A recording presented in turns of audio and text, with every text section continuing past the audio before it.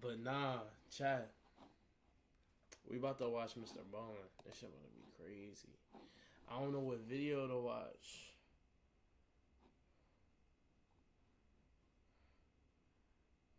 He said I would have been. This was gonna be. This video. 2024. Okay, that's a good one. See how he ended it. I don't know which one I want to do. Which one got the most? 2 million. We're gonna do this one, or which one? This one really got the most. Dear Dr. K, I used to think I was never meant to be beautiful. You work within my budget and help me feel. Today, I'm going to share 3 progressively more disturbing stories, and at the end of each of them, I will share the photo that is famously associated with that story. But before we get into those stories, if you're a fan of the strange, dark, and mysterious delivered in story format, then you've come to the right place because that's all we do, and we upload once a week. So if that's of interest to you, please replace all of the like button's toilet paper with duct tape. Also, please subscribe to our channel and turn on all notifications so you don't miss any of our weekly uploads. Okay, let's get into today's stories. I ain't never watched a video like this ever in my life, chat. I watched some two Asian twins on TikTok. They be talking about creepy stories. I watched them, but this is the farthest. At 1 p.m. on November 2nd, 2020, an older man named Marcel Terray stood in his backyard hanging damp clothes on a clothesline. Marcel and his wife, 83-year-old Paulette Landru, lived on a quiet street in the small city of Anden, Belgium.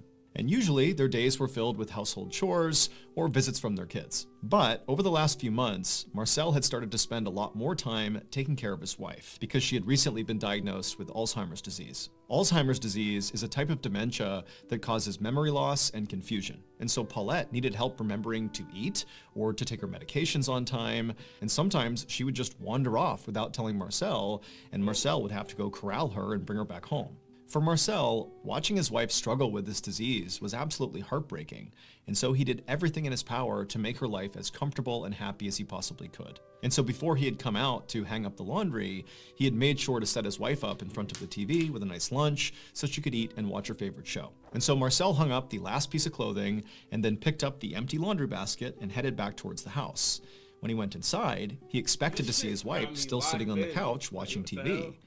But she wasn't there anymore. Marcel immediately began calling out his wife's name, but she didn't call back. And then he searched the whole house and he couldn't find her. And so starting to panic, he went outside, he searched the outside of the house, she wasn't there. He even knocked on some neighbors' doors, but they hadn't seen her. And so at this point, Marcel was Chat, let's keep it a buck here. Right. What would y'all honestly do if your wife had this disease? Like, what are y'all doing? Like, chat, like, honestly, like, what are y'all doing if y'all wife had this disease? Like, that's some real stuff. Like, is y'all staying or y'all putting up with this shit? You feel me? Like, you feel me? What happens if you sit in the bed, like, like, and you go to the bathroom, you come back, she not even there no more. How you coming? I just wanted to know. Some of y'all say y'all leaving her ass. Oh shit, niggas is leaving her ass. I ain't gonna lie though, it do get to a point.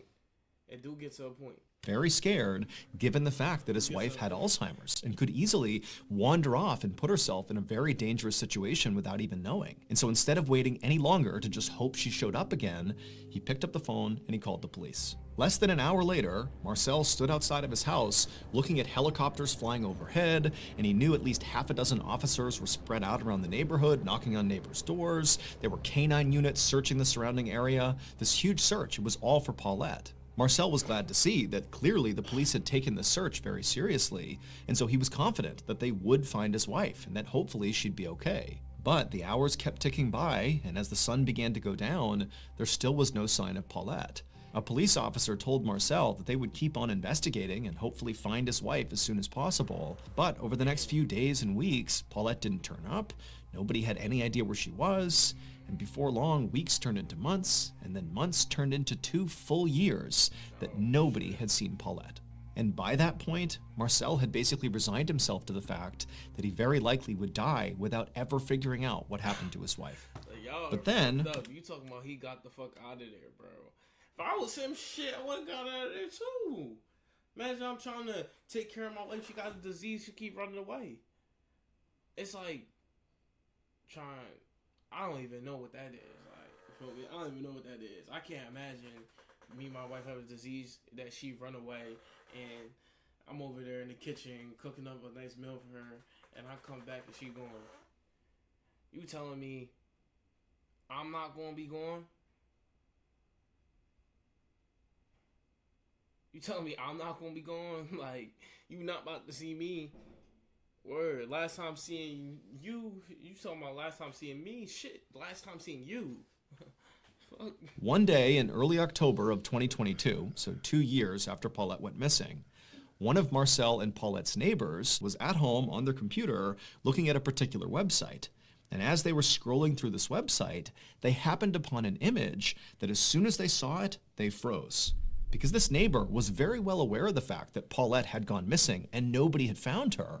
But now they're seeing this image on this website that basically gives away what happened to her. And so totally shocked that they had even found this image, the neighbor screenshotted it and brought it to the police. So it would turn out that neighbor gives away what happened to her. And so totally shocked that they had even found this image, the neighbor screenshotted it and brought it to the police. So it would turn out that neighbor was looking at Google Street View, which is a feature of Google Maps that basically allows you to see 360-degree views of basically anywhere on the planet. To create these images, Google literally sends out these special vehicles all over the world that have cameras that sit on top of the cars. And these cars drive down basically all the streets all over the place, constantly taking pictures all around them. And it just so happened on the exact day that Paulette went missing. No way that's true. No way that's true. Chat, am I bugging?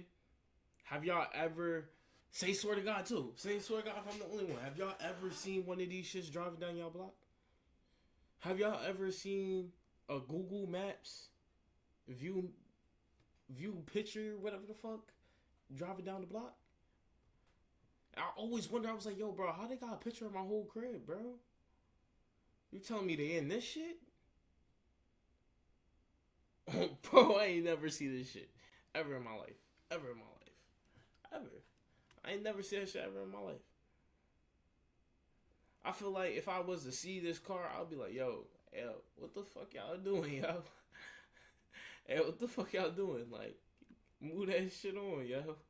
I'll take pictures. Like, I know they cannot go, bro. They cannot run into my family, bro, with this car, bro. Taking pictures of niggas, bro. My family from New York, they not having none of that, bro. It's not happening. And it just so happened on the exact day that Paulette went missing in 2020, there happened to be a Google car driving down the road that captured a picture of her. And so as you can see in the picture of her, you see Paulette on the left side of the image walking across the street away from her home, which is on the right side. And on the right side, you can actually see. Well, look, she was loafing and got caught with a picture by the picture thing. Marcel in the backyard hanging up laundry on the clothesline. And so the police, after getting this image, they basically followed the projected route Paulette was on, which is basically beelining straight across the road. And they found that across the street was this steep hill that led down to this thick bramble bush. And inside of that bramble bush was Paulette, and she was deceased. And so very likely, Paulette, in her confused state, walked straight across the street, as we see in the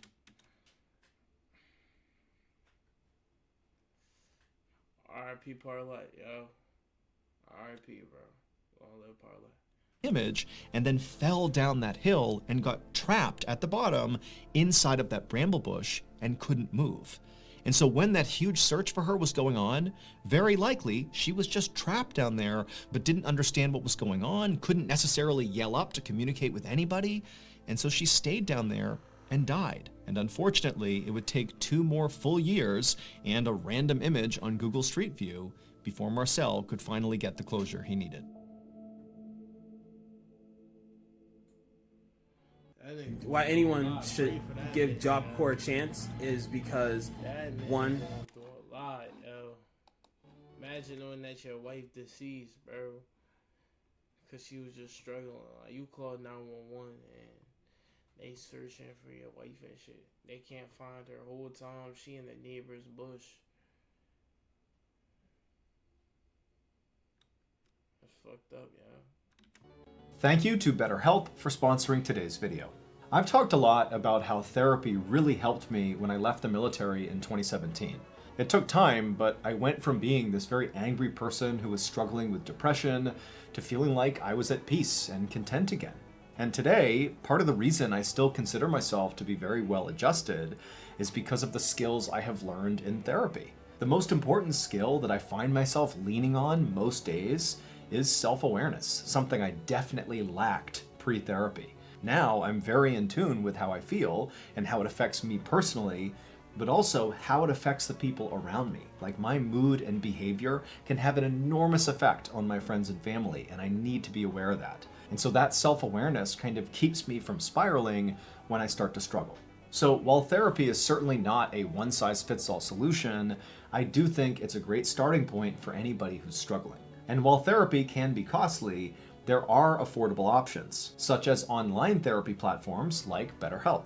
BetterHelp is on a mission to make starting therapy easier. All you have to do is fill out a quick questionnaire, and then you'll be paired up with a licensed BetterHelp therapist within a couple of days. One of the best features of BetterHelp is that if the first therapist does not feel like the right fit, you can continue to switch therapists until you find someone you really connect with, and it's at no additional cost. So really, BetterHelp is trying to find the right person for you. So if you're struggling right now and you think you might benefit from a therapy session, click the link in the description below or go to betterhelp.com/MrBallen. Around 10 a.m. Watching.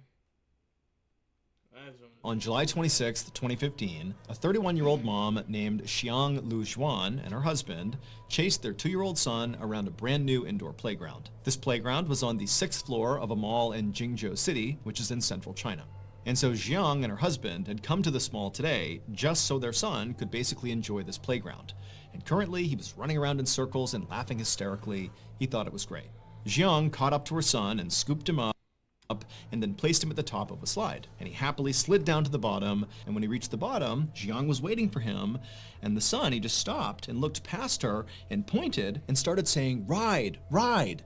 And so Xiang, she turned around and she saw right behind them were these 2 escalators, one going up and one going down. And so Xiang realized her son clearly thought these escalators were maybe a part of this playground. And so he wanted to go use them. They were a fun attraction. And so Xiang smiled and took her son's hand and then told her husband they're going to go ride the ride, the escalators. And then they began walking over. Once Xiang and her son actually reached the escalator, suddenly her son was not as keen to hop on board. He was nervous.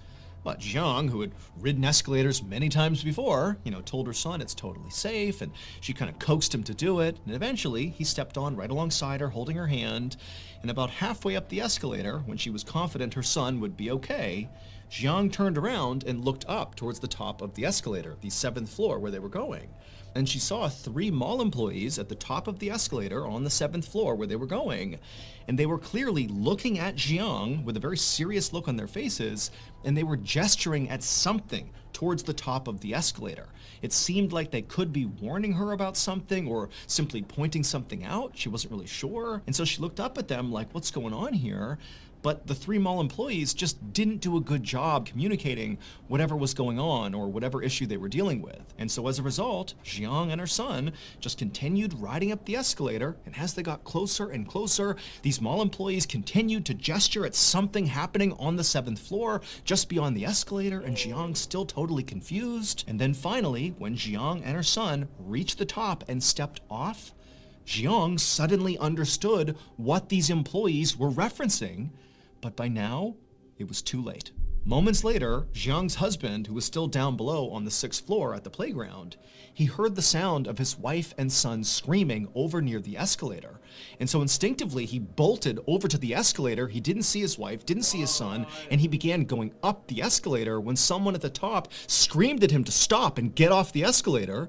And so he did, and right then a mall employee came running down the other side carrying his son, and this person handed the son over to Xiang's husband, and this employee, who clearly was completely shocked by whatever had happened up above, just shook their head. It would turn out, earlier that day, those mall employees who were at the top gesturing to Jiang, they had discovered a defect with the metal platform that sits right at the top of the escalator on the 7th floor. Basically, when you get off this escalator, it's the platform you step onto first. They had found there was something wrong with it. It wasn't stable. But instead of immediately blocking off the escalator to make sure nobody walked on it and then go get it repaired, these employees just kind of nonchalantly allowed the escalator to continue, stationed a couple of them at the top to make sure nobody, used the escalator, and then called for a repairman. But the repairman hadn't shown up and fixed this problem by the time Jiang and her son boarded the escalator. And these employees at the top knew there's this huge issue with the platform they're going to step on the second they get off, but they failed to communicate the danger to Jiang and her son as they were coming up. They just kind of broadly gesticulated that there was some issue up here and to sort of watch out for it, but Jiang had no idea. And so by the time she got to the top and stepped... This name MrBallen, he chatting, yo. He dragging out his whole story.